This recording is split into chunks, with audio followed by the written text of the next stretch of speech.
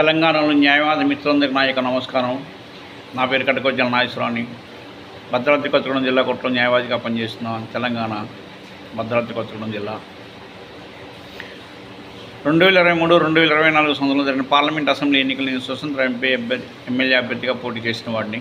నాకు కొంతమంది ఓటు వేయడం జరిగింది. వాళ్ళందరికీ ధన్యవాదాలు తెలియజేసుకుంటూ 2025 సంవత్సరంలో జరగబోయే తెలంగాణ బార్ అసోసియేషన్ ఎన్నికలు జరిగే సమరం ఆసన్నమైనది. అందులో నేను కూడా పోటీ చేయడం సంసిద్ధంగా ఉన్న మీ అందరూ తెలియజేస్తున్నా.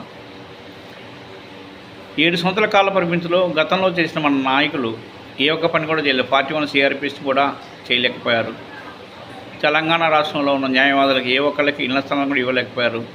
విలేకరులు మాత్రం సంపాదించుకోగలిగారు కాబట్టి మన తెలంగాణలో నిలబడ్డ మన వాళ్ళు మనకి సహాయం చేయకపోవడం చాలా బాధాకరంగా ఉంది. అలానే జూనియర్ న్యాయవాదులకు స్టైఫండ్ అనేది అసలు ఊసే లేకుండా పోయింది. పక్క రాష్ట్రమైన ఏపీలో, అలానే జార్ఖండ్లో, కర్ణాటక రాష్ట్రాల్లో కూడా ఇస్తున్నారు. కానీ మన న్యాయవాదులకు ఏ రకమైన సంక్షేమ పథకాలు చేయకపోవడం చాలా బాధాకరంగా ఉంది. ఇది చాలా బాధాకరమైన విషయం. రీసెంట్గా 9/6/2025 నుంచి 250 రూపాయలు వెల్ఫేర్ కట్టమని చెప్పడం కూడా చాలా అమానుషమైన చర్య. వాస్తవానికి ఏమిటంటే 100 నుంచి 150 పెంచడం గుర్తుంది, 250 పెంచడం అని చాలా బాధాకరమైన విషయం. ఇది జూనియర్లకి చాలా బాధాకరంగా ఉంటుంది. వాళ్ళు ఇప్పుడిప్పుడు ఎదిగే వయసులో ఇలాంటి పట్టడం చాలా బాధాకరమైన విషయం. కాబట్టి నేనేది ఏంటంటే 7 సంవత్సరాల కాల పరిమితిలో మనం నిలబడ్డ ఏ నాయకుడు మనకి సరైన న్యాయవాదిని సంక్షేమం గురించి ఆలోచించిన మగాడ లేకుండా పోవడం జరిగింది.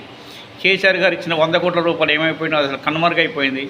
ఇది చాలా మన తెలంగాణలో ఉన్న న్యాయవాదుల వ్యవస్థ చాలా అవినీతికి పాల్పడుతుందేమో అనుమానం కూడా రాగలుగుతుంది నాకు. ఎందుకంటే 100 కోట్ల రూపాయలు ఏమైపోయినాయి కేసీఆర్ గారు ఇచ్చినాయి.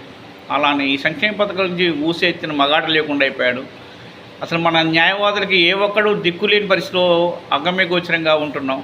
కాబట్టి మీరు సావధానంగా ఆలోచించి ఈసారి ఎన్నికల్లో నిలబడ్డప్పుడు సరైన మనిషికి ఓటు వేసి గెలిపిస్తారని మనస్ఫూర్తిగా మిమ్మల్ని కోరుకుంటూ మీ సమస్యలు తీరే దిశలో మీరు ఆలోచించాలని ఆలోచించి ఓటు సద్వినియోగం చేయాలని, అంతే తప్ప దేనికి మనం ఓటుని దుర్వినియోగం చేసుకునే పరిస్థితి తెచ్చుకోకూడదని, ఎలాంటి లాలూచులకి మనం కూడా దిగజారిపోకూడదని మిమ్మల్ని అందరినీ మనస్ఫూర్తిగా కోరుకుంటున్నాం.